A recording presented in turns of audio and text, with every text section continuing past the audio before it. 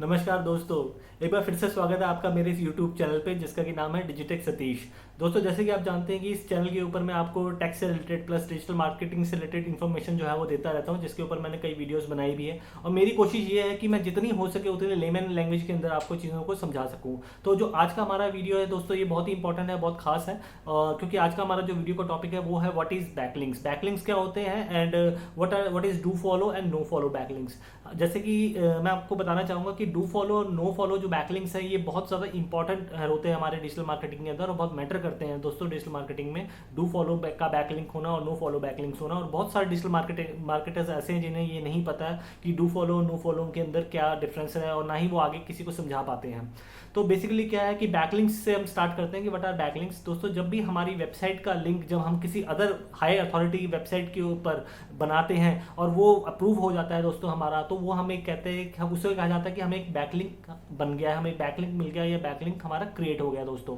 तो बैकलिंक्स जो है वो बहुत इंपॉर्टेंट है। इसी तरीके से हमें क्वालिटी बैकलिंक्स जो है वो बनाने होते हैं किसी अदर साइट्स के ऊपर, क्योंकि जब कोई अदर साइट हमारा बैकलिंक जब अप्रूव करता है या फिर वहाँ पे क्रिएट किया जाता है, तो इसका मतलब ये होता है कि वो वेबसाइट जो है वो अप्रूव कर रही है या फिर रेफर कर रही है हमारी वेबसाइट को सपोज। और दोस्तों, हम जब भी कभी बैकलिंक बनाते हैं तो वो हमें ये कोशिश करनी है कि जो हमारी एक्चुअल नीश है हम उसी में ही बैकलिंक बनाएं। ऐसा नहीं कि अगर मेरी वेबसाइट सपोज अगर मेरी डिजिटल मार्केटिंग से रिलेटेड वेबसाइट है तो मैं उसको किसी अदर फूड वाली वेबसाइट पे जाके बैकलिंक क्रिएट कर रहा हूँ या फिर किसी और टेक्नोलॉजी वाली वेबसाइट पे जाके मैं बैकलिंक क्रिएट कर रहा हूँ। अगर मेरा कोई फार्मा की लाइन है तो मेरी जो भी बैकलिंक्स होंगे वो मुझे हमेशा ही हाई अथॉरिटी जितनी भी फार्मा से रिलेटेड वेबसाइट्स है दोस्तों उन्हीं के ऊपर ही मुझे वेबसाइट पे बैकलिंक जो है क्रिएट करना पड़ेगा, लेना पड़ेगा। अगर मैं अदर साइट के ऊपर फार्मा के बजाय मैं जाके फूड वाली वेबसाइट पे अगर बैकलिंक क्रिएट करता हूँ या फिर टूर एंड ट्रेवल्स पे जाके बैकलिंक क्रिएट करता हूँ दोस्तों, तो वो बैकलिंक का मुझे बिल्कुल भी बेनिफिट नहीं होने वाला है।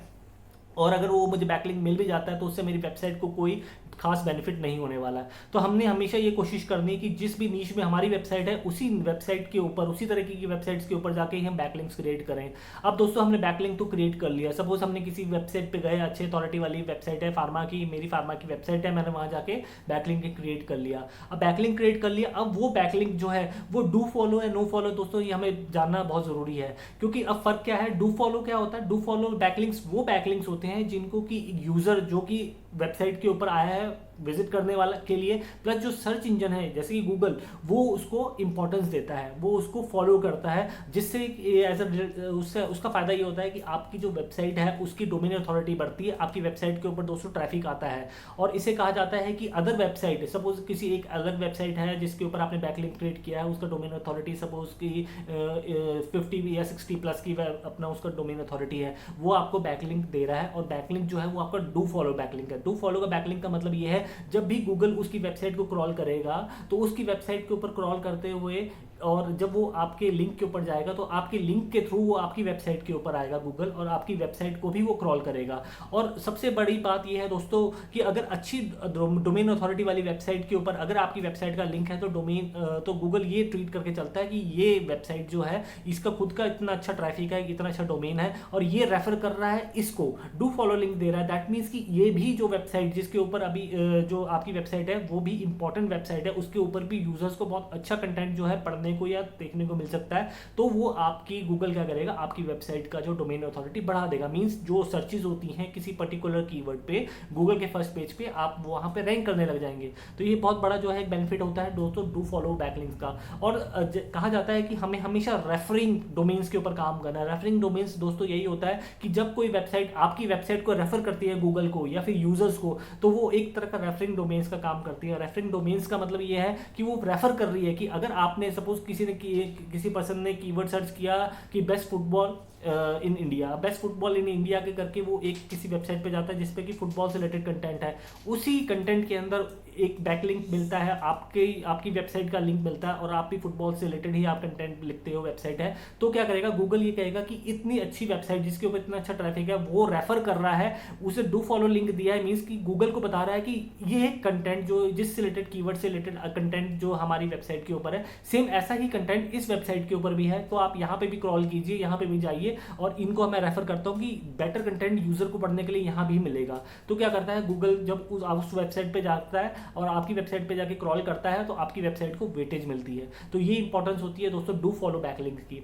उसी का ऑपोजिट होता है दोस्तों no follow backlink. No follow backlink का मतलब ये होता है कि वो बैकलिंक तो मिल जाता है, लेकिन वो वेबसाइट ये नहीं कहती गूगल को कि आप इस वेबसाइट पे भी जाओ और इस वेबसाइट पे जाकर भी आप जाके कंटेंट पढ़ो जो कि जिस कीवर्ड से रिलेटेड सर्च की गई है उसी से रिलेटेड कीवर्ड अच्छा कंटेंट इस वेबसाइट पे भी है। तो वो ये है कि एक बैकलिंक आपको मिलता है, लेकिन आपको गूगल पे रैंकिंग या डोमेन अथॉरिटी जो है गूगल की नज़र में कुछ भी नहीं बढ़ती, वो एज इट इज ही रहती है दोस्तों। तो हमें करना क्या है, हमें करना ये है, ऐसा नहीं कि हमें सिर्फ डू फॉलो लिंक्स ही बनाने हैं दोस्तों, ऐसा नहीं है, या फिर हमें सिर्फ नो फॉलो लिंक्स बनाने, ऐसा नहीं है। हमें हमेशा इसकी एक रेशियो मेंटेन करके चलनी पड़ती है। तो हमेशा इसकी रेशियो जो होनी चाहिए दोस्तों वो 80-20 की होनी चाहिए। अगर आपके पास सिर्फ डू फॉलो बैक लिंक्स ही होंगे या फिर रेफरिंग डोमेन्स ही होंगे तो गूगल उसको भी एक तरह से लेके चलता है कि इनके पास नो फॉलो बैक लिंक्स ही नहीं है। इसका मतलब ये है कि कोई किसी एक्टिविटी के थ्रू या स्पेशल इन्होंने कंसिडरेशन करके ये जो है लिंक्स क्रिएट किए हुए हैं, तो वो कहीं ना कहीं गूगल को ऑथेंटिसिटी नहीं दिखती ऐसी वेबसाइट्स के अंदर। तो अगर उसमें रेशियो रहेगी बराबर नो फॉलो और डू फॉलो बैकलिंक्स की दोस्तों, तो वो एक ऑथेंटिकेशन रहती है गूगल की नज़र में कि हाँ इस वेबसाइट के ऊपर डू फॉलो लिंक्स भी हैं और नो फॉलो बैकलिंक्स भी हैं, तो इसका मतलब ये जेन्युइन वेबसाइट है दोस्तों। तो अब आपको मैंने क्लियर कर दिया है कि और इसको चेक कैसे करना है दोस्तों। जब भी कोई सी वेबसाइट पे जाओ तो हाँ अगर आप जो है कंट्रोल यू प्रेस करेंगे तो कोडिंग खुल जाएगी, उसकी कोडिंग खुल जाएगी। तो वहाँ पे आप देखेंगे कि वहाँ पे जब आप फॉलो लिख के सर्च करेंगे तो ऑटोमेटिकली जो नो फॉलो है वो आपको नजर आ जाएगा।